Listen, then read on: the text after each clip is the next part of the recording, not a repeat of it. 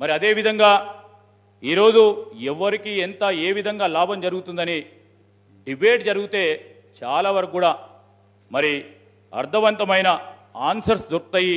ఈ ప్రజానికానికి కూడా ఖచ్చితంగా సరియైన జవాబు దొరుకుతుందని మా ఆలోచన. మరో ప్రధానమైన అంశం అధ్యక్ష, ప్రతి సంవత్సరం మనము ఎకనామిక్ సర్వే హౌస్లో పెడతాం. ఎకనామిక్ సర్వే సంబంధించిన అంశం హౌస్లో పెట్టలేదు. మన ఆర్థిక పరిస్థితులు రాష్ట్ర ప్రజలకి చాలా విపులంగా అర్థమయ్యే విధంగా ఈ ఎకనామిక్ సర్వే ఒక దిక్సూచి. మరి ఎకనామిక్ సర్వే లేకుండా జిఎస్డిపి క్యాల్కులేషన్స్ కానీ వారికి అథెంటిసిటీ ఉండదు అధ్యక్ష, మనం వెరిఫై చేయలేం. ఈ ఎకనామిక్ సర్వే అంశం విషయంకి వచ్చే వరకు ప్రతి సంవత్సరం ప్రవేశపెట్టినప్పటికీ ఈ సంవత్సరం మనం ప్రవేశపెట్టలేకపోయినాం. మరి దీనికి సంబంధించి మరి రేపు మన రాష్ట్ర ప్రజానికానికి మనము క్యాల్కులేట్ చేస్తూ ఉన్న జిఎస్డిపికి సంబంధించిన క్యాలిక్యులేషన్ ఏ విధంగా చేశాం, ఎంతవరకు సబబుగా ఉంది అనే అంశం విషయంలో ఈ ఎకనామిక్ సర్వే ఉపయోగపడుతుందని మనం అందరం కూడా చూస్తూ ఉన్నాం. ఈరోజు మీ అందరికీ కూడా తెలుసు, గౌరవ ముఖ్యమంత్రి గారు కూడా అనేక సందర్భాల్లో కేంద్ర ప్రభుత్వం దగ్గరికి వెళ్ళటం చాలా మార్లు కూడా మేము పేపర్లో చూస్తూ ఉన్నాం. మరి కేంద్రం నుంచి రాష్ట్రానికి వచ్చే నిధులు మనం రాబట్టలేకపోయినాం.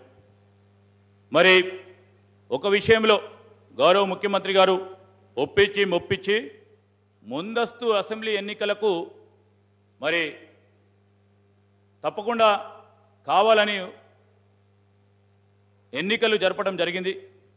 కానీ అదేవిధంగా రాష్ట్ర ప్రభుత్వానికి సంబంధించిన నిధుల విషయంలో ఎన్ని కష్టాలు పడ్డా విభజన చట్టానికి సంబంధించిన ప్రధానమైన అంశాలను కూడా మరి కేంద్ర ప్రభుత్వం ఇవ్వకుంటే ఓపికతో ఉన్నారు మీరు. మరి ఈరోజు మీరు ప్రవేశపెట్టిన ఈ ఓట్ ఆన్ అకౌంట్ బడ్జెట్కి సంబంధించి మనం కేంద్రం నుంచి ప్రభుత్వం రావాల్సిన నిధులతో పాటు హామీలకు సంబంధించిన అంశం విషయంలో ఉదాహరణకి అధ్యక్ష బయ్యారం ఉక్కు ఫ్యాక్టరీకి సంబంధించి మరి మీరు ఈ రాష్ట్ర ప్రభుత్వం గౌరవ ముఖ్యమంత్రి గారు నేరుగా 3,000 కోట్లను కేటాయించాలని ప్రభుత్వం కేంద్ర ప్రభుత్వాన్ని కోరింది. కానీ కేంద్ర ప్రభుత్వం మొన్న ఈ మధ్యలో ప్రవేశపెట్టిన ఓట్ ఆన్ అకౌంట్లో కూడా ఈ స్టీల్ ప్లాంట్ విషయంలో ప్రస్తావన లేదు. మరి అటువంటప్పుడు కేంద్ర ప్రభుత్వం ఆర్థిక సహాయం లేకుండా ఈ స్టీల్ ప్లాంట్ని ఎట్లా మరి మీరు మొదలు పెడతారో చెప్పాల్సిన అవసరం ఉంటుందని మీ ద్వారా గౌరవ ముఖ్యమంత్రి గారిని కోరుతా ఉన్నాం అధ్యక్ష. అదేవిధంగా ఈరోజు మాకున్న సమాచారం మేరకు ప్రధానంగా క్యాగ్ రిపోర్ట్ ద్వారా తెలుసుకున్న ప్రధానమైన అంశాలతో పాటు ఈరోజు స్టేట్ డెట్కు సంబంధించి మరి మనం అందరం కూడా చూస్తూ ఉన్నాము, అప్పు చేసి పప్పు కూడా తినడం అనే ఒక ప్రధానమైన అంశం ముందుకు వస్తూ ఉంది. మరి మన మొత్తం అప్పులు 1,48,000 కోట్ల రూపాయలు ఉంటే 2014 కంటే ముందు 69,000 కోట్లు, ఈ 4 ఏళ్లలో మరో 89,000 కోట్లని అప్పు చేసినాం. ఈ 4 ఏళ్లలోనే పెద్ద ఎత్తున వివిధ సంస్థలకి వడ్డీ కడతా ఉన్నాం.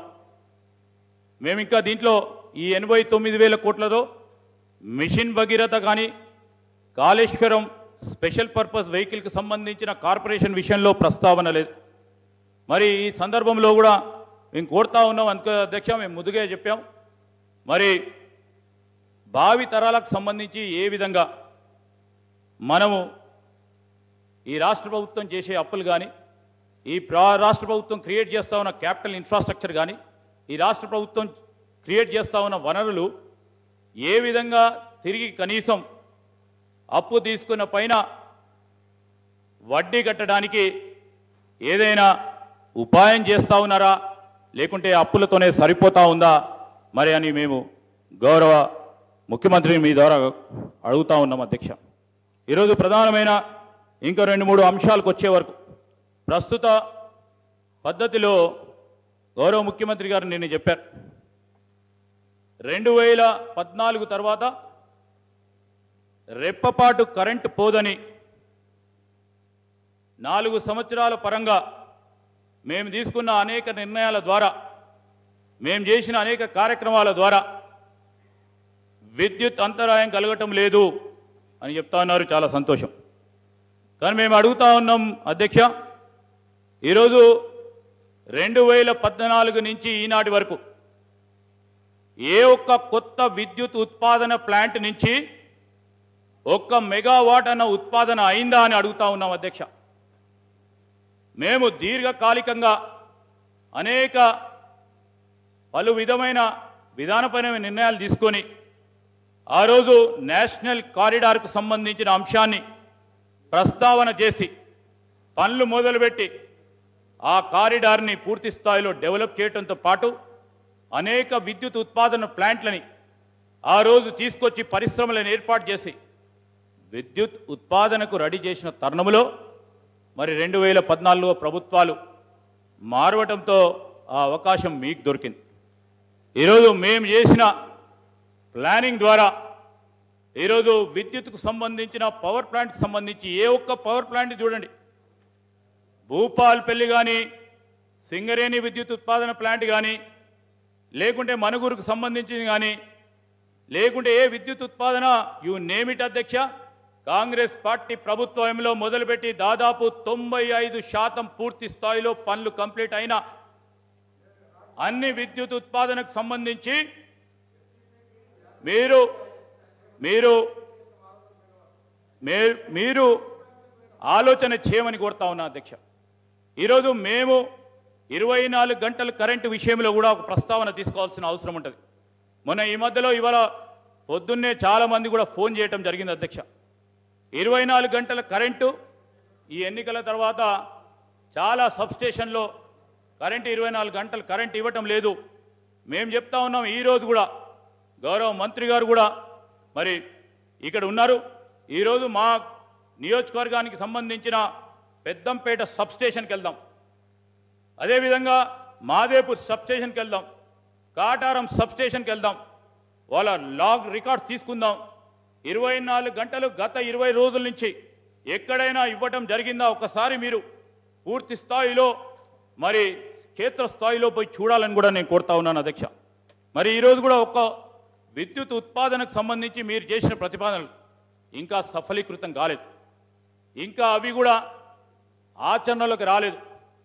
మీరు మొదలు పెట్టాలనుకుంటున్న సోలార్ పవర్ ప్లాంట్కి సంబంధించి విధానపరమైన నిర్ణయాలు తీసుకోవటం, ఇంకా అవి ఆచరణకు రావడానికి ఇంకా 2-3 సంవత్సరాలు పెట్టే క్రమంలో మేము మొదలుపెట్టిన విద్యుత్ ఉత్పాదన ద్వారానే ఈరోజు 24 గంటల కరెంటు సాధ్యమైందని రాష్ట్ర ప్రజలకు చెప్పడానికి వెనుకాడబోమని మీ అందరూ కూడా తెలియజేస్తా ఉన్నా. ఈరోజు మరి ఎంప్లాయ్మెంట్కి సంబంధించి ఈరోజు ఛాలెంజ్ చేస్తా ఉన్నా అధ్యక్ష, ఛాలెంజ్ చేస్తా ఉన్నాను. ఈరోజు నేను ఛాలెంజ్ చేస్తా ఉన్నా, ఈ సభ ద్వారానే ఛాలెంజ్ చేస్తా ఉన్నా అధ్యక్ష. ఏ ఒక్క విద్యుత్ ఉత్పాదన కొత్త ప్లాంట్ వారి చేతో నిర్మాణం చేయడం జరిగిందా అడుగుతా ఉన్నాను అధ్యక్ష. చెప్పండి అధ్యక్ష, ఒక్క విద్యుత్ ఎక్స్ట్రా మెగావాట్ విద్యుత్ ప్లాంట్ చేయడానికి ఎక్కడ కూడా ముందుకు రాలేదు. వాళ్ళకు అవకాశం వచ్చినప్పుడు మాట్లాడండి, వింటాం. నిన్న కూడా మేము ఈరోజు అధ్యక్ష, ఈరోజు మీరందరూ కూడా చూస్తూ ఉన్నారు. ఈరోజు మనం అందరం కూడా మిషన్ భగీరథ కింద స్పెషల్ పర్పస్ వెహికల్ కార్పొరేషన్ని ఫామ్ చేశారు. చాలా సంతోషం. ప్రతి సందర్భంలో కూడా మనం చూస్తూ వస్తూ ఉన్నాం. మరి రాష్ట్ర ప్రజలకి మీ వివిధ ప్రసార సాధనాల ద్వారా 70 సంవత్సరాల నుంచి ఎవ్వరూ ట్యాప్ వాటర్ తాగనట్టు, అసలు నీళ్ళు అనేదే మన సమాజం చూడనట్టు, డ్రింకింగ్ వాటర్ అనే అంశం కనబెట్టింది టీఆర్ఎస్ పార్టీ ప్రభుత్వమే అని ఒక ప్రచారం చేయడం జరిగింది అధ్యక్ష. నేను అడుగుతా ఉన్నా అధ్యక్ష, ట్యాప్ వాటర్ కనెక్షను మీరు ఒక వ్యవస్థను ఏర్పాటు చేసి ఎప్పుడైనా ఇంకెక్కడైనా మిగిలిపోయిన హ్యాబిటేషన్స్ కానీ ఎక్కడైనా మంచినీటికి సంబంధించిన అంశాల విషయంలో సమస్యలు ఉన్నప్పుడు దాని విషయంలో ఆలోచన చేసి మిషన్ భగీరథ అనే వ్యవస్థను ఏర్పాటు చేశాం. నీళ్ళు అందరికీ ఇవ్వాలనంటే బాగానే ఉంటుండే. కానీ మీరు ఎప్పుడైనా చూడండి, అనేక సందర్భాల్లో చెప్పిన ప్రధానమైన ఉద్దేశం ఏంటంటే ఈ 70 సంవత్సరాలుగా అసలు నీళ్ళే తాగలే ఈ తెలంగాణ రాష్ట్ర ప్రజలు. ఈ త్రాగునీటికి సంబంధించి